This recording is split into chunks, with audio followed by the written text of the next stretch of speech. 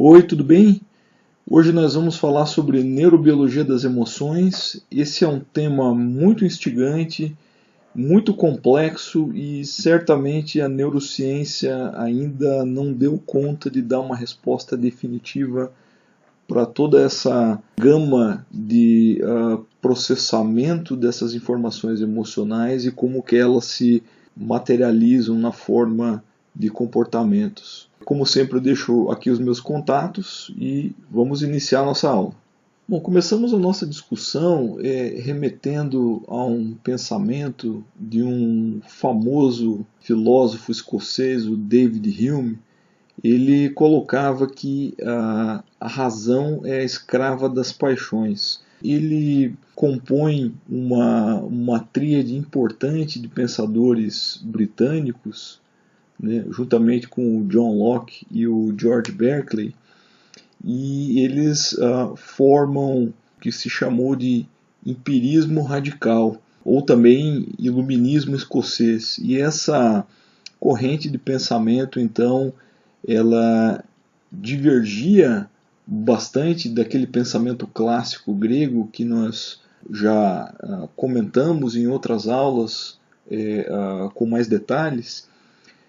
E isso porque, segundo o David Hume e essa corrente de pensamento, eles fortemente se baseavam nessa observação experimental ou nessa observação da sociedade, uma observação factual, a qual eles chamavam de empirismo. Então, portanto, eles quebravam aquele paradigma em que a racionalidade ela só poderia ser produzida a partir, por exemplo, do raciocínio puro, como aquele produzido pela matemática, tal qual Platão se baseava.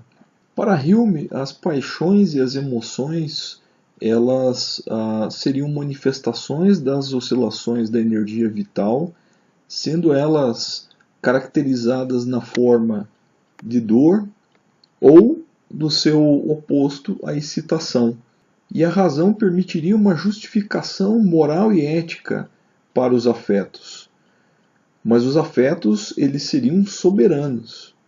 Em oposição a esse pensamento, a gente pode citar o Nietzsche, que inclusive é autor dessa frase Es denkt in mir, que significa algo pensa em mim.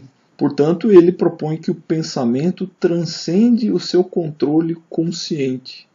Essa percepção, então, indica que o indivíduo ele não seria senhor do seu próprio pensamento. A consciência ela deveria ser, então, a parte mais ínfima e a pior de tudo que o indivíduo pensa. Logo, o inconsciente é o essencial da vida psíquica.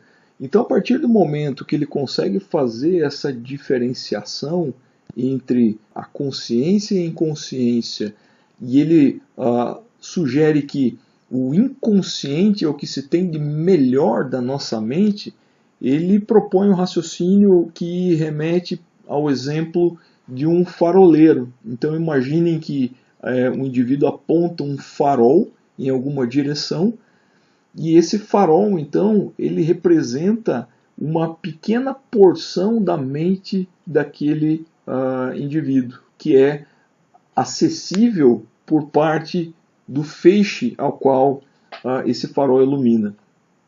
Então, essa pequena porção é o que se tem de consciência.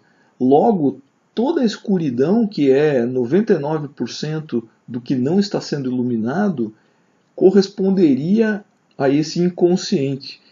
Logo, essa soberania que o David Hume colocava relegada aos afetos, agora entra numa dimensão ainda mais difícil de ser percebida, porque grande parte do que nós sentimos, para Nietzsche, é fruto dessa percepção inconsciente. E baseado nessas premissas e nessas ideias, Freud vem na sequência com essa tripartição que refletiria a nossa personalidade, iniciando pela presença do id, que para Freud é a fonte de energia psíquica, Logo, ela é inconsciente e formada pelas pulsões. Ou seja, se é formada pelas pulsões, significa que os desejos, as vontades, as aspirações, elas são manifestações do id. Logo, elas teriam essa correspondência com o que o Nietzsche colocou como sendo a grande parte de que nós temos na nossa mente. Por outro lado, o Freud imaginou que nós teríamos uma outra partição relacionada aos aspectos racionais da nossa personalidade, obedecendo agora um princípio puramente racional. Então ele oferece, com a perspectiva da existência de um ego, um contraponto ao id. Portanto, estabeleceria-se a primeira balança quase que de equilíbrio funcional entre esses dois. E por fim, nós teríamos uma terceira partição da nossa mente, representada pelo superego, e que é considerada pelo Freud como sendo a parte moral da mente. Então, a perspectiva da existência do superego e esse controle moral por parte da mente pressupõe então que haja uma série de experiências pregressas construídas já desde a infância pelo indivíduo, e essa construção cognitiva ela seria capaz então de gerar uma série de juízos de valores, juízos esses morais, portanto, que teriam como papel reprimir, controlar uma série de respostas comportamentais e emocionais para se atingir a perfeição. E é claro que, segundo esse pensamento, atribui-se ao superego a existência de traumas nesses indivíduos. Segundo esses planos psíquicos do Freud, o David Hume diria que o id escraviza o ego. E ele justifica dizendo que a razão não nos diz quais devem ser os nossos objetivos. Em vez disso, diz-nos o que devemos fazer, dado os objetivos que já temos. Freud também usa uma analogia interessante para comparar o id e o ego, que é algo como o cavalo e o cavaleiro, sendo, obviamente, o ego o cavaleiro. E o superego agiria como o principal algoz do ego, gerando assim as funções morais da personalidade. Por exemplo, aprovação, desaprovação, autoobservação, crítica, punição, arrependimento, exigência de reparação, autoelogio, autoestima. E, portanto, esse construto daria todas essas camadas de dimensão, de complexidade da nossa mente. Uma das coisas que dificulta a neurobiologia a conseguir demonstrar a funcionalidade dessa tripartição da nossa personalidade é o fato de que nós temos uma necessidade de relacionar estruturas com atividades fisiológicas. Portanto, não dá para dizer que exista uma associação direta entre uma determinada área encefálica, como por exemplo o córtex pré-frontal, com o superego ou com o ego. Então eu diria que essa perspectiva localizacionista ela deve ser deixada de lado. Então eu coloco para vocês essa pergunta que, como já perceberam, é de resposta muito difícil. E ela é: o que é emoção? Então nós podemos exemplificar as emoções como aqui representado, na forma do amor, do ódio, desgosto, alegria, vergonha, medo e ansiedade. Entretanto, o que define esses sentimentos? Seriam sinais sensoriais do nosso corpo? Portanto, nós poderíamos atribuir uma emoção a uma mudança de pressão arterial ou de frequência cardíaca, ou então seriam padrões difusos de atividade cortical. Essas e outras percepções a gente vai discutir agora na sequência. Segundo Damasio, o estado de emoção ele pode ser desencadeado e executado de maneira consciente, ao passo que o estado de sentimento ele é muito mais privado, portanto ele é representado de forma inconsciente. Mas esse estado de sentimento ele pode ser tornado consciente em determinadas situações, né? Por exemplo, quando eu tenho envolvimento desse componente emocional mais carregado em tintas. Com isso, o Damásio diferencia de uma forma bastante clara que as emoções elas são respostas comportamentais e cognitivas. Uma emoção ela é um programa de ações. Portanto, é uma coisa que se desenrola com ações sucessivas. É uma espécie de concerto de ações. E não tem nada a ver com o que se passa na mente, né? Palavras do Damásio. Já os sentimentos compõem uma experiência mental que nós temos do que se passa no nosso corpo, mesmo que se dê muito rapidamente em termos temporais. Ele até dá um exemplo: você pode me ver tendo uma emoção. Você não verá tudo, mas verá uma parte dela. Já o sentimento, né, o indivíduo pode ter, mas você não ficará sabendo. Por exemplo, se você observar um indivíduo em profunda tristeza, não necessariamente você saberá disso, mas ele pode estar sentindo uma profunda tristeza. Logo, os sentimentos eles têm uma perspectiva muito mais privadas do que as emoções que são públicas, efetivamente. Agora, passando uma outra perspectiva histórica, a gente não pode deixar de comentar a influência do pensamento do Charles Darwin em relação às teorias da emoção.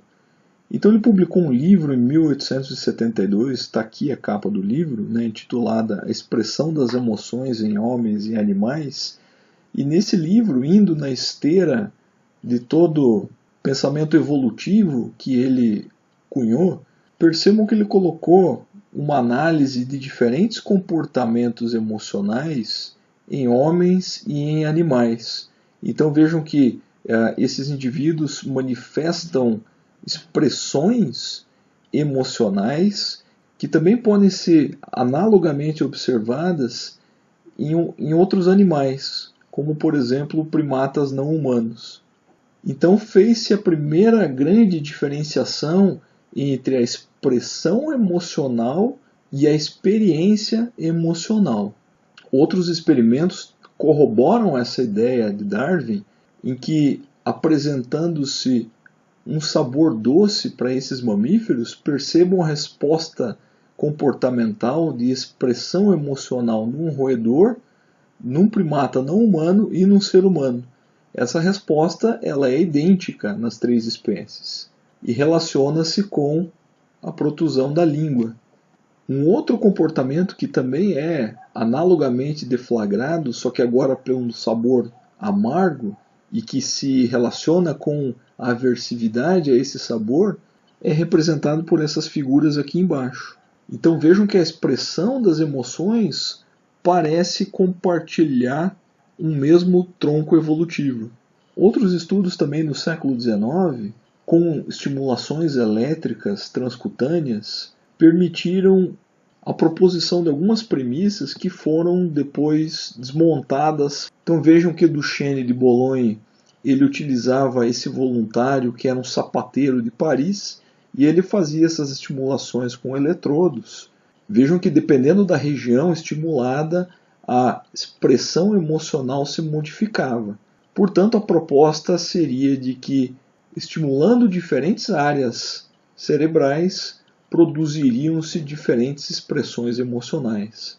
Há relatos de que esse sapateiro ele não de fato manifestou mudanças emocionais mediante essas estimulações, e sim elas produziam apenas respostas de ativação de diferentes grupos musculares.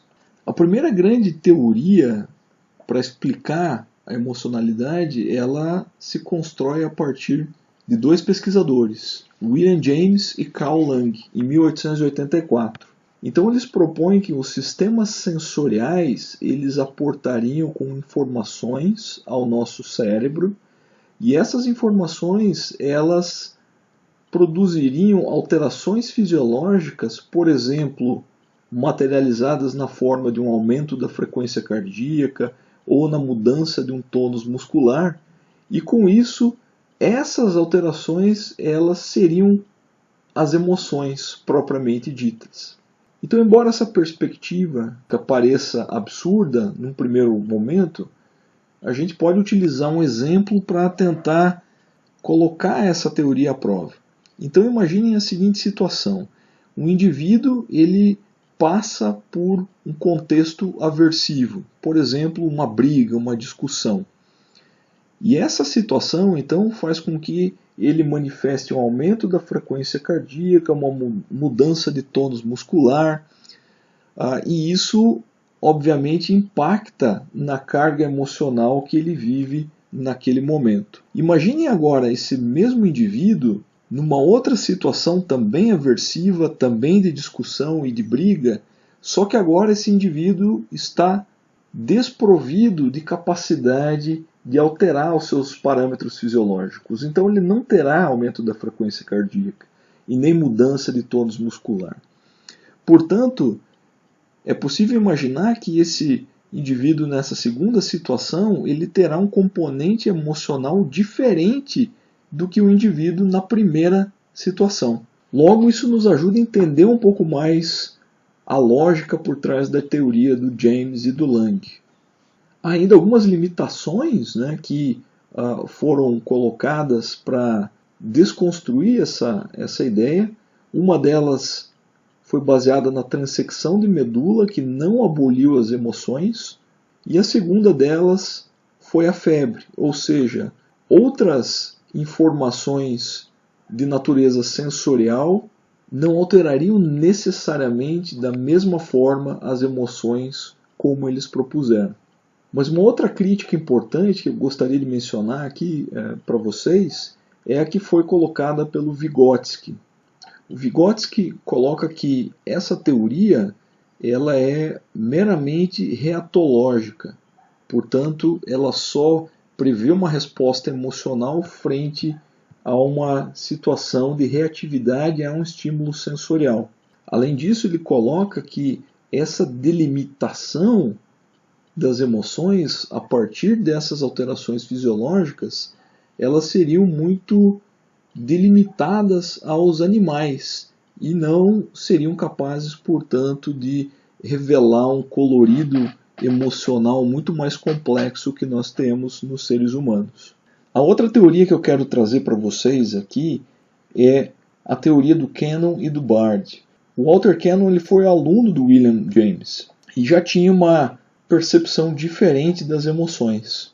Com isso ele descreveu esse circuito aqui ao lado, que também previa essa influência sensorial, modulando o nosso cérebro e, portanto, produzindo emoções, tendo na figura aqui do tálamo um núcleo importante para esse processamento emocional.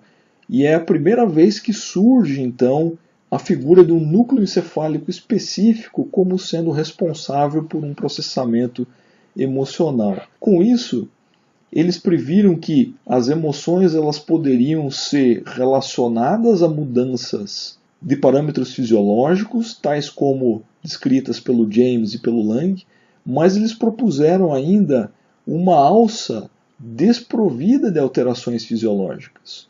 Com isso, a experiência emocional ela poderia ocorrer de maneira independente de uma expressão emocional. E é claro que isso daqui está muito mais próximo do pensamento do Damasio e, portanto, nos parece fazer mais sentido. Ou seja, as emoções elas podem ser experimentadas mesmo quando mudanças fisiológicas não podem ser percebidas. Então isso garantiria uma privacidade emocional para os indivíduos. É claro que essa teoria ela é um avanço muito mais significativo, entretanto, ela não prevê outras estruturas encefálicas além do tálamo e, como nós sabemos, o processamento emocional ele relaciona-se com muitos outros núcleos, formando um circuito altamente complexo como o que nós veremos mais adiante. Aqui nós temos uma outra contribuição importante, que é do Paul Pierre Broca, em que ele fez toda uma descrição desse conjunto de estruturas aqui em azul, que ele chamou de grande lobo límbico, E esse lobo límbico, então, ele tinha como suposto papel o processamento de informações olfatórias. E ele tem esse nome de grande lobo límbico porque limbus significa periférico. E esse grande lobo límbico do Broca, ele foi revisitado pelo James Papez, que então verificou que essas estruturas elas formavam de fato um circuito, ao qual ele chamou de circuito de Papez, ou circuito da emoção de Papez, em que se apresentou então um possível substrato neuroanatômico para o processamento das emoções. Então vejam que nós temos muitas outras estruturas envolvidas nesse circuito, como por exemplo o hipocampo e o hipotálamo. Mas esse circuito de Papez ele é também revisitado pelo Paul MacLean, e vejam comparativamente como era o grande lobo límbico do Broca e como ficou agora o circuito de Papez acrescido de outras duas estruturas que não estavam presentes originalmente, estruturas essas formadas pelo córtex pré-frontal e pela amígdala, formando então o que o MacLean chamou de sistema límbico. Então percebam que esse sistema límbico ele inicia seu processamento a partir da ativação do córtex associativo. Portanto, ele ainda prevê uma influência sensorial importante, aportando e modulando esse sistema. Então vejam que a formação hipocampal e a amígdala são regiões altamente moduladas por esse contexto sensorial associativo.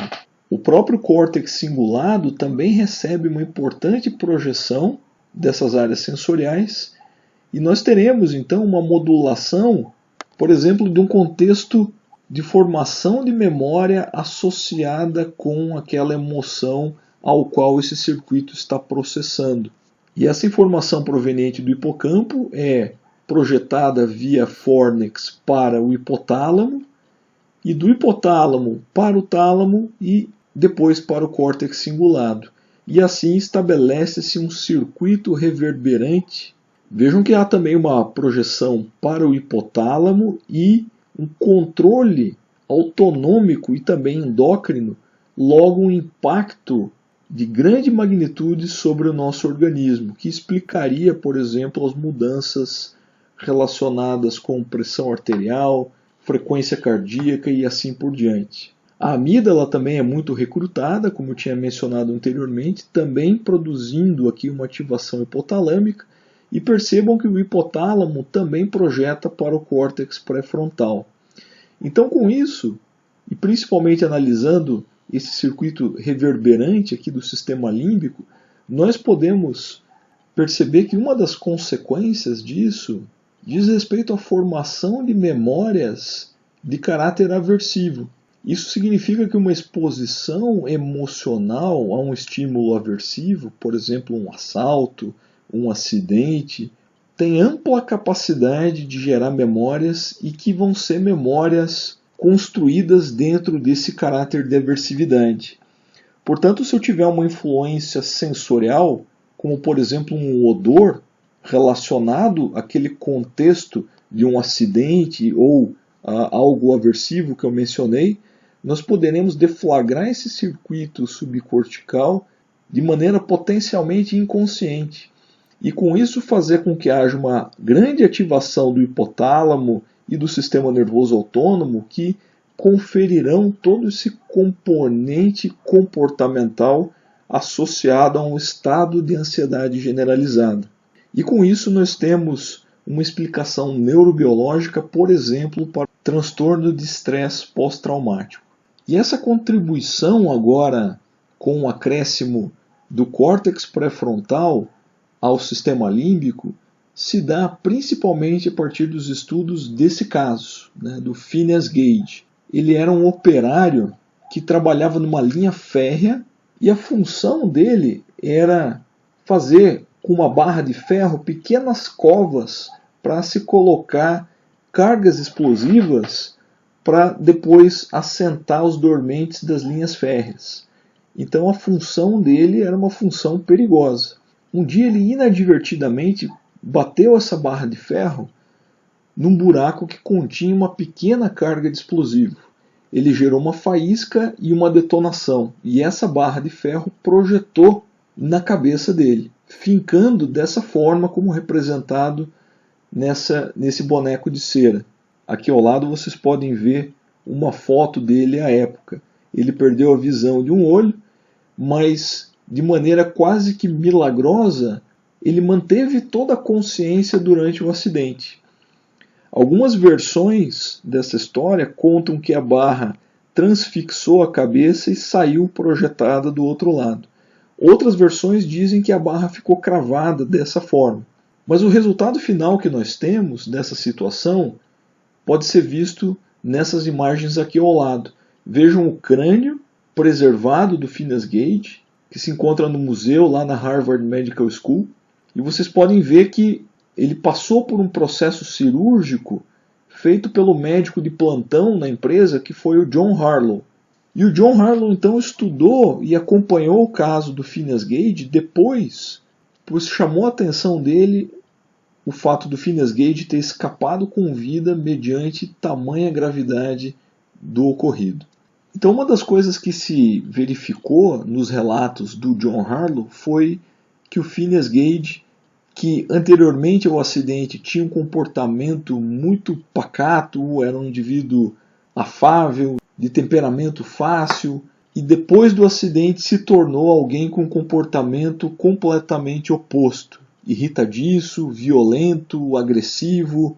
E essas imagens aqui ao lado, em B e logo aqui abaixo, são imagens feitas por um estudo do professor Antônio Damasio, que utilizou o crânio do Phineas Gage para reconstruir o trajeto da barra de ferro e, portanto, mapear exatamente quais regiões encefálicas foram lesionadas. E a conclusão do Antônio Damasio foi de que o córtex pré-frontal de fato tinha sido completamente lesionado. A partir de então abre-se uma série de estudos que focaram justamente no córtex pré-frontal e que tinham por objetivo propor que o lobo frontal seria o grande responsável pelo desajuste social dos indivíduos.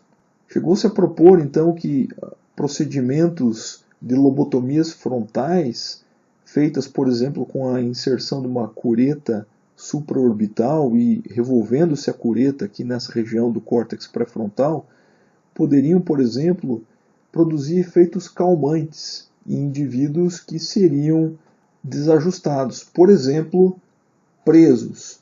Então fez-se uma série de experimentos em indivíduos encarcerados com esse tipo de lobotomia frontal que já tinha sido feita em chimpanzés, mostrando efeitos, entre aspas, calmantes, e viu-se que essa lobotomia frontal produzia pouco prejuízo cognitivo, entretanto gerava-se dificuldades no planejamento do futuro, entorpecimento das respostas emocionais e, portanto, um quadro comportamental muito semelhante ao do Phineas Gage. Para ilustrar um pouco esse contexto da época, eu sugiro que vocês assistam aquele filme Ilha do Medo. Me fala sobre a instituição. Trata-se de um hospital psiquiátrico para criminosos loucos. Senhores, sejam bem-vindos à Ilha do Medo. A importância do hipocampo para o sistema límbico remonta a experimentos de lobotomia temporal. E esses experimentos, então, feitos em macacos rezos, produzem uma série de respostas comportamentais, como, por exemplo, a cegueira psíquica, que é a ausência de reconhecimento de objetos comuns. Isso leva ao aumento das tendências orais, ou seja, os animais levam esses objetos mais à boca, caracterizando então um comportamento de hipermetamorfose, além de uma hipersexualidade e uma docilidade. Alguns casos de epilepsias que não são tratáveis farmacologicamente, como é o caso do que nós discutimos no paciente HM, já foram e podem, em alguns casos, ser tratados por meio de lobotomia temporal. Aqui vocês estão vendo então a ausência do lobo temporal em um dos hemisférios. Então essa lobotomia temporal, ela produz em seres humanos algo muito semelhante a esses comportamentos que são vistos em macacos rezos. E aí chamamos de síndrome de Cleaver-Busse. Também é possível observar esse entorpecimento das emoções em seres humanos. Além, é claro, de uma série de consequências cognitivas que nós já discutimos em outra aula. Só que essa retirada do lobo temporal também, por consequência, retira a amígdala. E existe uma série de estudos demonstrando o papel da amígdala nessas respostas de emocionalidade.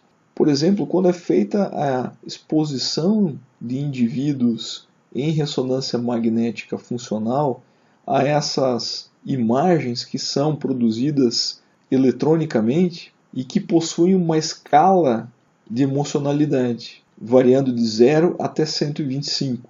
Então viu-se que o fluxo sanguíneo local na amígdala ele aumenta quanto maior for a intensidade emocional relativa dessas imagens apresentadas.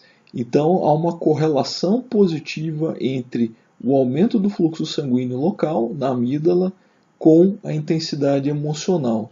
Então isso significa que a amígdala encontra-se mais ativada frente a esses contextos emocionais, inclusive que envolvem um reconhecimento de uma emoção. Isso também é demonstrado quando se tem lesões da amígdala. Por exemplo, uma lesão bilateral da amígdala reduz seletivamente a capacidade de um determinado paciente de reconhecer o medo. Então, se diferentes emoções, como essas representadas aqui, alegria, medo, desgosto, uma emoção neutra, surpresa, raiva e tristeza, são apresentados para um indivíduo controle, vejam que ele é capaz de detectar essas emoções, como vocês podem perceber por esses picos aqui indicados. Por outro lado, esse paciente SM que tem a lesão bilateral das amígdalas, vejam que o reconhecimento do medo está muito comprometido, comparado com o que nós temos no indivíduo controle. Então isso corrobora a ideia de que a amígdala é importante não só para que haja manifestação desse comportamento de medo, mas também para o reconhecimento dele. Outros estudos clássicos para investigar o papel da amígdala nesse contexto emocional remetem esse contexto que está aqui apresentado, em que ocorre um pareamento entre o som e um choque. Então percebam que o coelho, primeiro, ele é exposto a uma situação em que é apresentado um som sem nenhum choque. Depois há uma reapresentação do mesmo som. Portanto, não há nenhum pareamento, e sim apenas um estímulo apresentado. Como consequência, nós teremos a ausência de alterações das respostas viscerais e também uma ausência de atividade dos neurônios do núcleo central da amígdala. Por outro lado, fazendo um pareamento entre um som com um choque, na representação desse som, o animal irá associar esse estímulo ao condicionamento. Portanto, nós teremos que agora esse estímulo condicionado produzirá respostas viscerais relacionadas ao medo. Por exemplo, o aumento da frequência cardíaca. E isso também foi associado com o aumento da atividade dos neurônios do núcleo central da amígdala. Logo, a amígdala parece ser uma estrutura fundamental para o processamento especificamente do medo. Outro estudo definitivamente mostra como que a amígdala é fundamental para essa condição de processamento emocional, agora com o mesmo contexto sendo realizado, mas agora com um grupo experimental que passou por uma lesão bilateral da amígdala. Então isso significa que esses animais com lesão bilateral da amígdala, quando expostos a esse pareamento de som e de choque, não manifestaram alterações das respostas viscerais. Logo, esse comportamento de medo depende da amígdala para que se manifeste. Então a gente pode dizer que a amígdala ela se relaciona com as respostas primitivas. E como nós vimos anteriormente, o córtex pré-frontal também é uma estrutura fundamental do sistema límbico, mas que oferece um contraponto funcional muito importante. E esse contraponto funcional, ele relaciona-se principalmente com a repressão desses estímulos primitivos que são relacionados com a atividade da amígdala.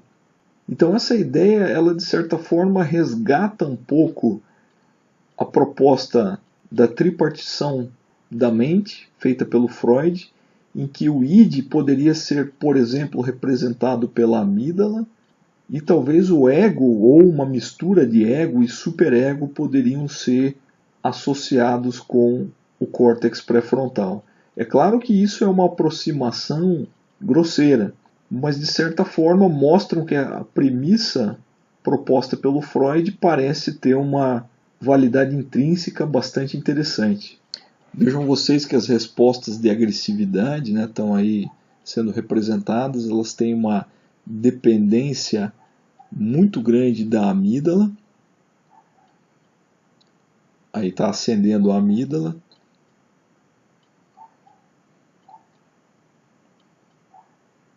E é claro que o córtex pré-frontal que acendeu ali depois, ele vai ser fundamental para oferecer esse contraponto funcional. Então, logo um indivíduo que tem, por exemplo, uma tendência ao comportamento de agressividade, com toda aquela resposta emocional e também fisiológica que nós vimos, ele pode ter algum nível de desbalanço dessa atividade entre amígdala e córtex pré-frontal. Alguns estudos que supõem que as psicopatias possam estar relacionadas justamente com esse desbalanço, favorecendo a atividade dos circuitos dependentes da amígdala, portanto, poderiam ser explicadas por lesões ou malformações de áreas do córtex pré-frontal. Então nós poderíamos pensar num circuito neural para esse medo aprendido, né, que foi demonstrado anteriormente, né, em que o som vai ser processado pelo córtex auditivo, com projeções para os núcleos aqui da amígdala, né, principalmente para os núcleos basolaterais, sendo que o núcleo central seria responsável por uma atividade do hipotálamo, conferindo essas respostas neurovegetativas, e também ativação da substância cinzenta periaquidutal, que relaciona-se principalmente com a reação comportamental de agressividade.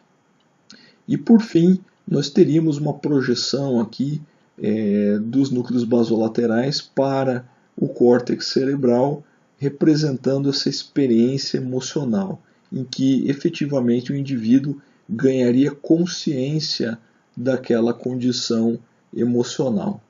Alguns outros experimentos clássicos mostram que o hipotálamo, né, tem um papel também importante em comportamentos de agressividade, né? Então eu cito aqui experimentos do Flynn de 1967, em que se tem gatos com estimulação elétrica do hipotálamo medial produzindo um comportamento chamado de agressão afetiva.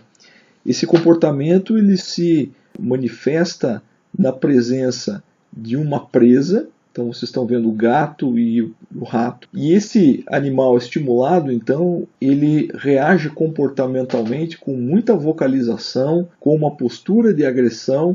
Entretanto, essa agressão ela é muito mais semelhante a uma agressão que nós temos frente a um contexto de dominância hierárquica. Entretanto, a estimulação elétrica do hipotálamo lateral evoca uma agressão predatória.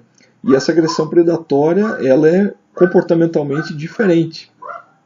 Nós temos um animal agora não vocalizando, um animal numa postura de ataque e fazendo um bote que em geral é um bote visando cabeça e pescoço, ou seja, agressão de fato de natureza predatória. Então o hipotálamo parece ser capaz de mediar esses comportamentos de agressividade. Vejam aqui como que se tem essa conectividade das vias neurais para a agressão e uma dependência, então, muito grande da amígdala e do hipotálamo nesse contexto.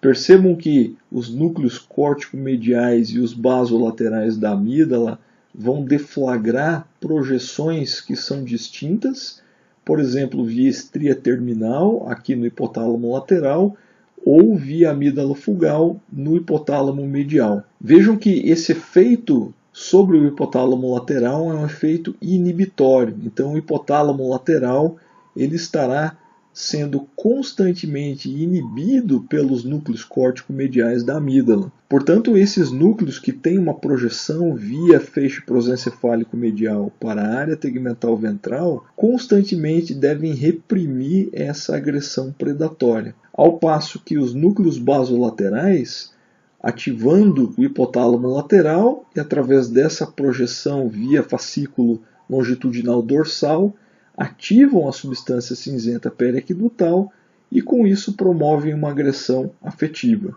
Então, hipoteticamente, uma lesão dos núcleos córtico-mediais da amígdala tende a desreprimir o hipotálamo lateral, portanto facilitar uma agressão predatória. É claro que isso pensando em circuitos de animais, que são muito mais dependentes dessas influências subcorticais do que do efeito repressor e modulatório produzido pelo córtex pré-frontal. Então nós podemos dizer que num ser humano, os circuitos que contribuem para a ocorrência de comportamentos de agressividade, eles dependem de elementos ainda mais complexos que não estão representados aqui, mas que recaem sobre o córtex pré-frontal e, portanto, todo um conjunto de experiências pregressas, de valores construídos ao longo de uma trajetória de aprendizado de um indivíduo.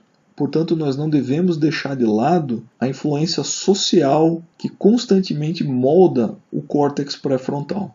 Ainda a influência especificamente da serotonina nos comportamentos de agressividade, e isso pode ser visto, por exemplo, em experimentos que fazem o isolamento de camundongos por várias semanas e que produzem a redução das taxas de renovação de serotonina nos núcleos da RAF. O que isso significa? Significa que os estoques desse neurotransmissor vão diminuindo à medida que esse isolamento aumenta. Então isso é um indicativo de que menores níveis de serotonina contribuem para o aumento das respostas de agressividade desses animais, ilustrando assim uma relação inversa entre serotonina e agressividade. Algo semelhante também pode ser visto quando se utiliza protocolos de nocaute para os receptores 5-HT1A e 5-HT1B, que são receptores serotoninérgicos, tornando esses animais mais agressivos e ansiosos. E por fim, a gente pode trazer também uma outra condição agora de reforço, que também envolve um componente emocional importante. Vocês estão vendo aqui uma representação de um encéfalo de roedor. Então percebam que nós podemos ter vários pontos que vão produzir estimulação elétrica com respostas emocionais importantes. Um tipo de experimento muito utilizado nesse tipo de situação é aquele que implanta eletrodos, por exemplo, no feixe prosencefálico medial, ou mesmo na área tegmental ventral, ou até mesmo no hipotálamo. E a estimulação elétrica de qualquer uma dessas áreas produzirá respostas reforçadoras. Então vejam aqui esse experimento em que um rato ele tem um cabo conectado e esse cabo então está ligado a um eletrodo e vocês estão vendo uma barra ao fundo. Quando esse animal ele bate aleatoriamente nessa barra e descobre que se ele apertar essa alavanca ele tem uma estimulação elétrica, ele vai deixar de fazer qualquer outro comportamento para ficar incessantemente batendo nessa barra e assim ele vai gerar uma autoestimulação.